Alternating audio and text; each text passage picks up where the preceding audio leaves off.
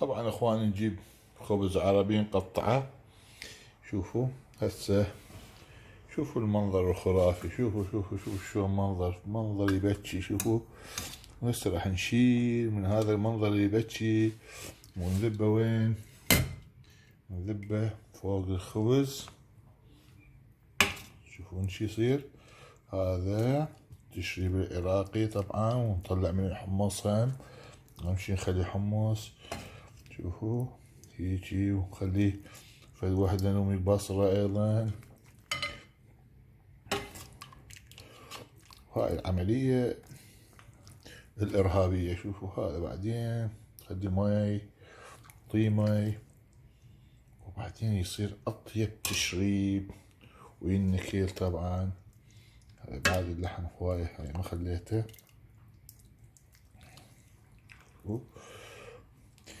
يصير اطيب تشريب. طبعا التشريب مال الدجاج يكون دائما عموما احمر. تشريب اللحم ممكن يصير احمر، ممكن يصير ابيض، حسب ما تريدون. الف عافية على اللي ياكل.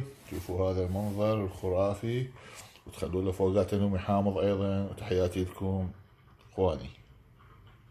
اخوان، سألوني هواية عن التشريب العراقي. التشريب العراقي يصير اما بالدجاج او باللحم. اليوم راح نسوي بالدجاج. تاخذون الدجاج حسب ما انتم تريدون، دجاجة، نص دجاجة، افخاذ فقط، ويا بصل 2 كبار او 4 صغار، ويا فصين ثوم، ويا نومي البصرة او النومي الناشف هذا، زائد نحتاج الى الملح والفلفل الاسود وطماطة مقطعة فد قطعتين. وبالتالي نحتاج الحمص المنقوع، ونحتاج هذه صلصة الفليفلة شوية قليلة منها نخلي فقط للتلوين، ومعجون طماطة.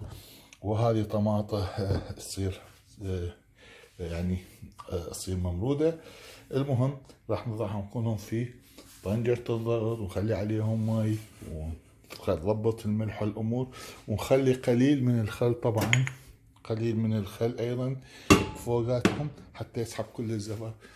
ونتركهم لحين ان يستوي، نرجع لكم ان شاء الله ورا ما يصير اكل جاهز. تحياتي.